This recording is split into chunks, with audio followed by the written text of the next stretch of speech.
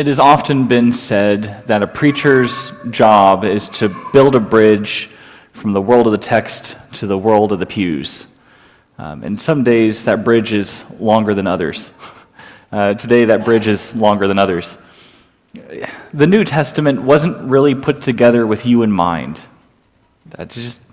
Paul wasn't thinking about this world the way it exists today whenever he wrote to the church at Ephesus. That's not to say that none of this is applicable to you. It just means that you and I are not the direct target audience. We weren't the demographic Paul had in mind when he wrote these words. There's a great distance between us and the pages of Ephesians when we remember that it was addressed to the Christians in Ephesus in the first century. Some of those differences are obvious. You are not from Ephesus, nor do you live in the first century. Some of the differences between Paul's original audience, though, are more subtle, such as origin story of faith. You don't have the same kind of origin story that these Christians do in Ephesus. How you came to believe in Jesus is fundamentally different. How you worship God is drastically different than how Christians in Ephesus came to the same conclusions and started doing the same kinds of things. In fact, most of the New Testament, not just this one letter, but most of it, seems to assume that its target audience converted to Christianity from something else. Most of you sitting here today did not. Most of you grew up in a household that was Christian before you existed. And many of you come from families that have been Christian for many, many generations. This isn't something you came to, it's something you were born into. And that makes your beginning story fundamentally different than everything anyone experienced in the first century. Paul's audience in Ephesus had one of two options here, as far as their background is concerned. One of two ways that they came to this Christianity thing. Either they were Jewish and had come to the conclusion that Jesus was the Messiah they were waiting for, or they were members of another religion, likely Roman, and had denounced those gods in order to worship this God and this Jesus. Those were your two options. There was nobody in that church in Ephesus that Paul was writing to that had anything besides one of those two options that encompassed everything. There was no third way.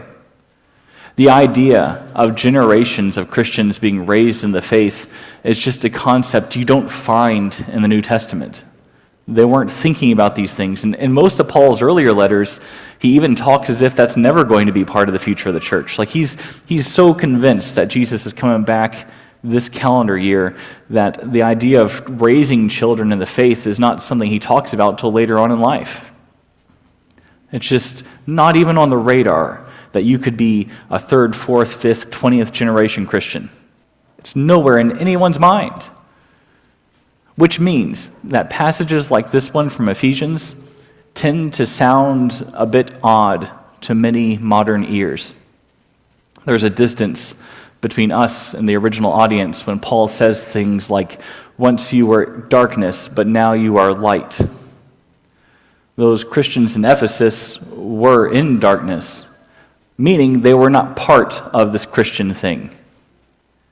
They didn't worship the same gods. They didn't believe the same things. Odds are many of them didn't know anything about God at all, or Jesus, or any of that stuff that we now call old news and Old Testament. They lived by a different moral code, or they had none, which was an option in their world, to just explicitly have no morals. That's what they came from. That's what darkness meant. Everything about how they lived before and after believing in Jesus was different. Belief in Jesus rearranged their morality. It rearranged how they conducted business at work. It changed their treatment of others. It changed their household rules, their relationships. Their entire view of the world was upended when they started believing in this Jesus guy. It was a night and day difference, this conversion from one to the other. Once they were darkness, but now they are light. That probably wasn't your experience. If you grew up going to church and believing anything about Jesus and God, even just knowing who they are, then this dark and light thing that Paul is describing isn't really accurate to your own experience. It's just not about you. And it's not fair to this passage to refer to those days of your youth as dark days, the way that Paul is talking to the Ephesians. It's not the same kind of darkness. Even if you made some questionable choices in your younger years, that still isn't the same kind of darkness that Paul is talking about here in these verses in Ephesians.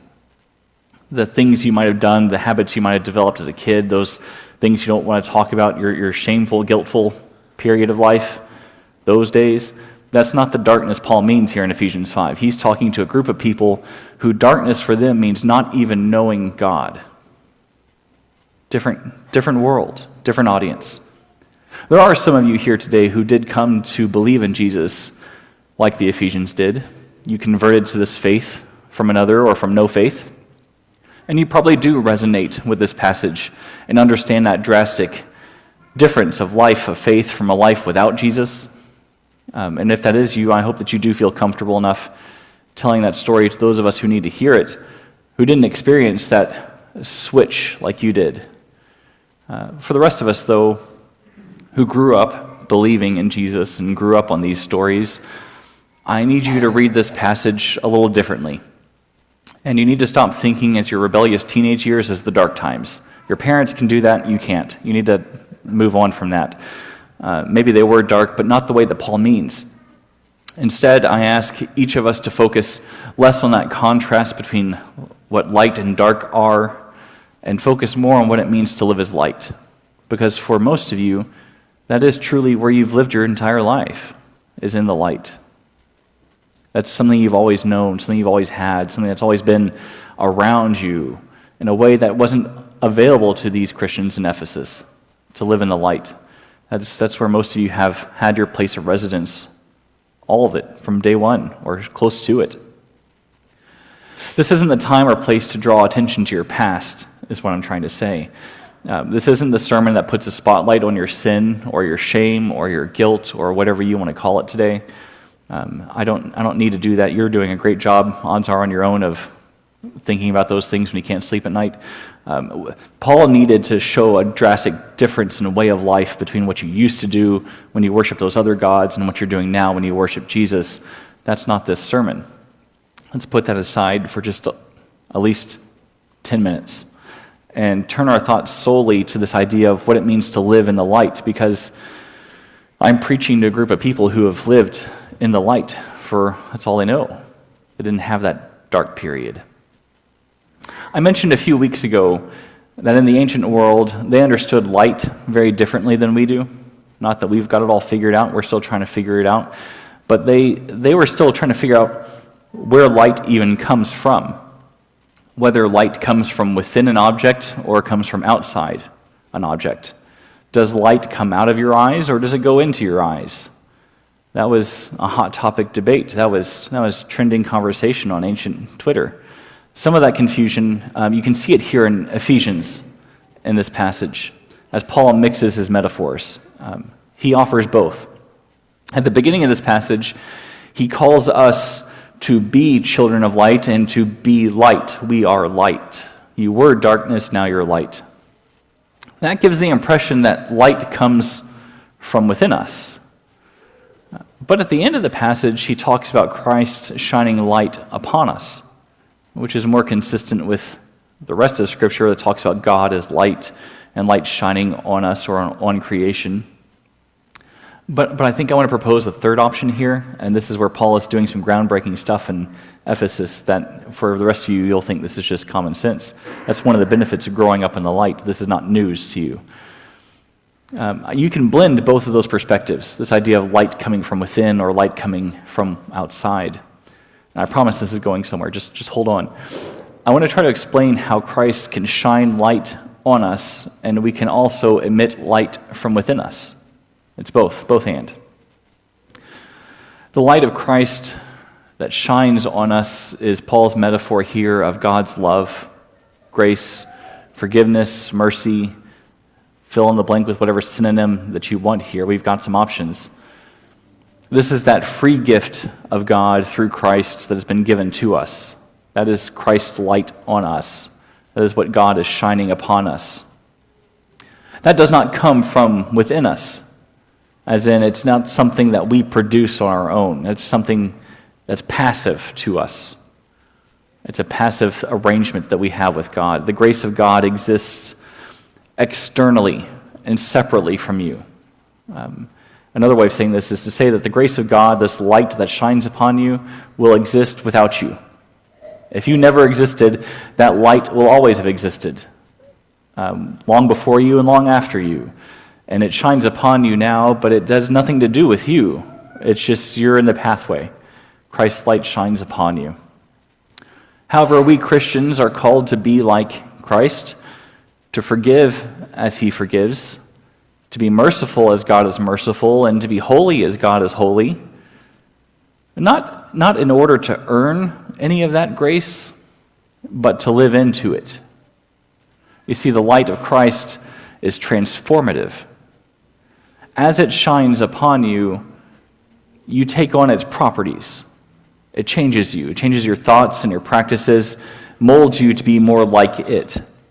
The more that you are in light, the more that you become like the light. In time, we not only have the light of Christ shining on us, but we also begin to reflect the light of Christ back out into the world. And somewhere in the middle of this is, I think, what the point that Paul is trying to make. The light of Christ shines on you, yes, and it also shines forth from you. It's both and. What does that look like? There's a little place in New Mexico with a bunch of like-minded folk who get together often for prayer. And one of the things they do when they gather together for prayer is they'll tend to do prayer walks by themselves and with one another, and they have a nice little prayer garden and they walk around. But as you enter into the prayer garden, someone will likely give you a small little round mirror tied to a string. And they encourage you to wear that as you walk around in the garden and pray. Why would somebody give you a small round little mirror to walk around with as you pray? It's a reminder that as you come across somebody else walking in the garden who's praying, when you look upon them and you see that mirror, you also see yourself. It's a very subtle, or perhaps not so subtle, reminder that reflected in one another is the image of God. We as people carry the image of God within us. Genesis is very clear that God breathed his very own spirit into each of us, and we are unique in all of creation in that we bear the image of God. Those little mirrors they hand out to this little bitty place in New Mexico for a prayer garden is a reminder to people who are walking around that as you see someone else, you remember to see yourself, and you remember to see the Spirit of God that's inside of each of you, that you have in common with one another. This is that light reflecting between mirrors. Okay?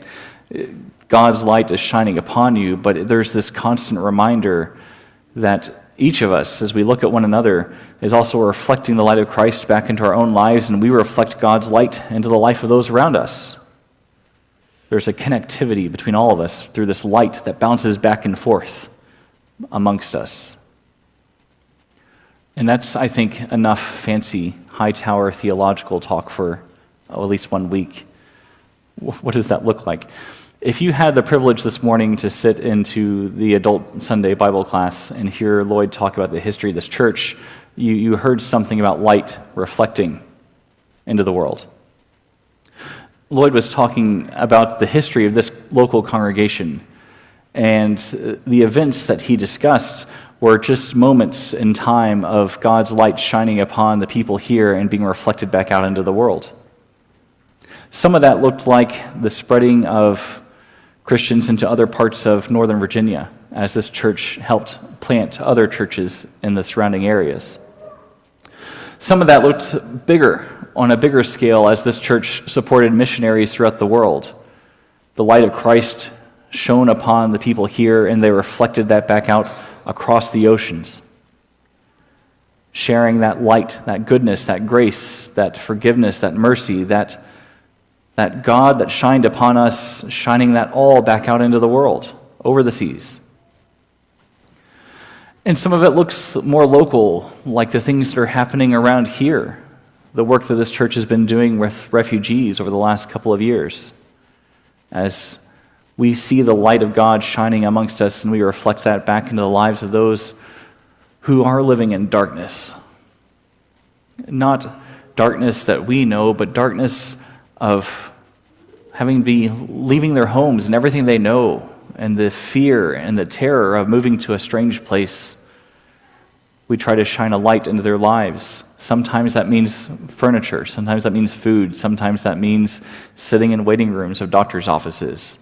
Each one of those moments shining some light, reflecting some light from God into those lives. Or even more recently, there are some boxes downstairs. Those boxes are filling up quickly, and the good news is if they fill up, I've been told we can get new boxes. The boxes are filling up quickly with food, and that food is going to people who don't have food that they can count on for tomorrow. It's one way that this church is practically taking the light of Christ that shines upon us and trying to shine it into the life of someone who knows darkness in a way that we don't. In a way that most of you will never experience in a lifetime. A true darkness that covers this earth.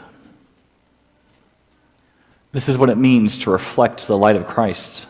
This is what Paul is talking about when he says the light of Christ is shone upon you, and it shows everything, it makes all things visible.